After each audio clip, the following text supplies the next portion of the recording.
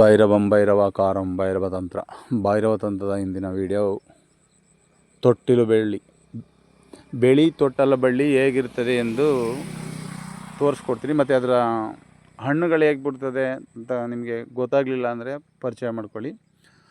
ಅಂದರೆ ಮೊದಲೊಂದು sorry video ಬಿಟ್ಟಿದ್ದೀನಿ, ಅದನ್ನು ಗಿಡ ಸಣ್ಣದಾಗಿದ್ದಾಗ ಹೂ ತೋರಿಸಿದ್ದೀನಿ, ಮತ್ತು ಅದ್ರ ವಿಚಾರ ಏನು ಅಂತ ಹೇಳಿದ್ದೀನಿ. ಅದ್ರ ಫಲ ಮಾತ್ರ ನಿಮಗೆ ತೋರಿಸಿಲ್ಲ. ಇಲ್ಲಿದೆ, ಇಲ್ಲಿ ನೋಡಿಕೊಂಡು ಇದು ಹೀಗಿರುತ್ತೆ ಬಿಳಿ ತೊಟ್ಟಿಲ ಬಳ್ಳಿ. ಶತ್ರುಗಳ ಬಾಯಿ ಕಟ್ಗಂತೂ ಹೇಳ ಮರ್ಸದ್ದು. ಇವತ್ತು ಅಮಾವಾಸ್ಯೆ ಇದೆ, ಪುಷ್ಯ ನಕ್ಷತ್ರ ಇದೆ, ನೋಡ್ಕೊಳ್ಳಿ. ಹಂಗೇನೆ ಹಿಂಗಿರ್ತದೆ, ಪುಷ್ಯ ನಕ್ಷತ್ರ ಇದೆ ಇವತ್ತು. ಹಂಗೇನೆ ಅದ್ರ ಕಾಯಿ ನೋಡ್ಕೊಳ್ಳಿ, ಹಣ್ಣು ಹೇಗಿದೆ ಇದೆ. ಬಿಳಿ ತೊಟ್ಟಿಲು ಹಣ್ಣು ಬಿಡೋದು ಹಿಂಗೇನೆ, ಹಿಂಗೆ ಸೀಳಾಗುತ್ತೆ. ಹಣ್ಣೇ ಸೀಳ್ಬಿಡುತ್ತೆ ಅಂದರೆ ಜೊತೆಗಿರೋರು ಸೀಳ್ಬಿಡಲ್ವ. ಅದಕ್ಕೆ ಇದು ತಂತ್ರ ಪ್ರಯೋಗದಲ್ಲಿ ನಂಬರ್ 1. ಅಂದರೆ ಮುಸ್ಸಂಜೆ 6-6:30 ಕಪ್ಪು ಕೋಳಿ ತಗೊಂಡೋಗಿ, ಅದು ಬೇವಿನ ಮರ ಕಬ್ಬಿರಬೇಕು ಅಂಥದನ್ನು ನೋಡಿಕೊಂಡು ನಿರ್ಜನ ಪ್ರದೇಶದಲ್ಲಿರೋಂಥದ್ದನ್ನ ಕರಿ ಕೋಳಿ ಬಲಿ ಕೊಟ್ಟು ಪೂಜಾ ಪುರಸ್ಕಾರ ನಿಮಂತ್ರಣಗಳನ್ನು ಕೊಟ್ಟು ಮಂತ್ರದಿಂದ ಅದನ್ನು ತೆಗೆದು ಬಂದು ಎಂಥದೇ ಸಭೆ ನಡೀಲಿ ಅಂಥ ಸಭೆ ಒಳಗೆ 1 ಇಂಚು ಬಾಯಿಗೆ ಇಟ್ಕೊಂಡು ಕೂಟ್ಕೊಂಡ್ರೆ ಎಲ್ಲ ಬಾಯಿ ಕಟ್ಟಾಗ್ತದೆ. ಮತ್ತು ವಿಚಾರ ಏನಂದರೆ ಬಾಯಿ ಕಟ್ಟಲ್ದೇ ಇದು ಬೇರೆ ಬೇರೆ ಮಾಡೋದಕ್ಕೂ ಸುಧಾ ಬರ್ತದೆ. ಇದು ವಿದ್ವೇಷಣ, ಮಾರಣ ಕರ್ಮ ಎಲ್ಲ ಬರ್ತದೆ. ಇದು ಒಂದು ಮಾಡೋ ವಿಧಾನ, ಮಂತ್ರ ಸಿದ್ಧಿ ಇವೆಲ್ಲ ಇರ್ತದೆ. ನೋಡ್ಕೊಳ್ಳಿ, ಇದು ಬಿಳಿ ತೊಟ್ಟಿಲ ಬಳ್ಳಿಯ ಹಣ್ಣು ಹಿಂಗಿರ್ತದೆ ಎಲೆ. ಮತ್ತು ಇದು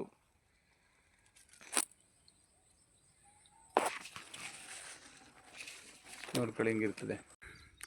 ಭೈರವ ತಂತ್ರದ ಇಂದಿನ ವಿಡಿಯೋ ಏನಂತಂದರೆ ಇದೇನಪ್ಪ ಅಂದರೆ ತೊಟ್ಟಿಲು ಬಳ್ಳಿ ಅಂದರೆ ನಿಮಗೆಲ್ಲ ಕನ್ಫ್ಯೂಸ್ ಆಗುತ್ತೆ. ಕೆಲವರು ಇದನ್ನೇ ತೊಟ್ಟಿಲು ಬಳ್ಳಿ ಅಂತ ತಿಳ್ಕೊಬಿಡ್ತಾರೆ. ನೋಡಿ ಹಿಂಗಿರ್ತದೆ ಎಲೆ, ಇಲ್ಲಿ ನೋಡಿ ಹಿಂಗಿರ್ತದೆ. ಇದೇ ತೊಟ್ಟಿಲು ಬಳ್ಳಿ ಅನ್ಕೊಬಿಡ್ತಾರೆ. ನೋಡಿ ಇದು ಕಾಯಿಗಳು ನೋಡಿ ಹಿಂಗಿರ್ತದೆ.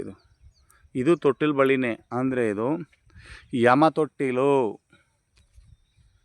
ತೊಟ್ಟಿಲು ಬಳ್ಳಿ. ನೋಡಿ ಅಲ್ಲೆಲ್ಲ ಕಾಯ್ಬಿಟ್ಟೈತೆ ಬೇಲಿ ಒಳಗಡೆ ಎಲ್ಲ, ಅಲ್ಲಿ ಗಿಡಮುಕ್ಕೆ ಹಿಂಗಿರ್ತದೆ. ಇಲ್ಲಿ ನೋಡಿ ಹಿಂಗಿರ್ತದೆ. ಇದು ಯಮ ತೊಟ್ಟಿಲು,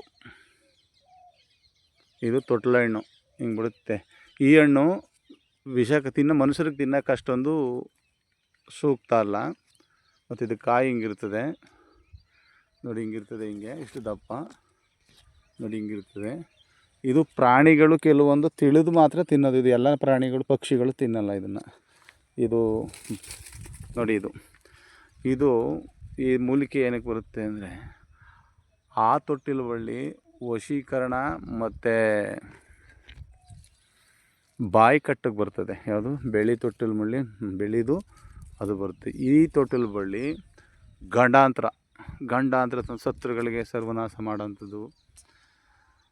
ಇದ್ರ ಜೊತೆಗೆ ಅವ್ರ ವಸ್ತ್ರ ಇದೆಯಲ್ಲ, ಬಟ್ಟೆಗಳು ಮತ್ತು ಕಾಲೇಜ್ ಜಮಣ್ಣೆ ಫೋಟೋ, ಹಾಗೇ ಜಗಳಗಂಟಿ ಬೇರು, ಮತ್ತು ಇದ್ರ ಜೊತೆಗೆ ಸೇರಿಸಿ ಈ ಬೇರನ್ನು ಸೇರಿಸಿ ಮಾಡೋ ಅಂತಿರ್ತದೆ. ಈ ಬೇರು ಸೇರಿಸ್ಬೇಕು ಅಂತಂದರೆ ಕನಿಷ್ಠ ಪಕ್ಷ 7 ಮಸಾಣದ ಬೂದಿ ತರಬೇಕು.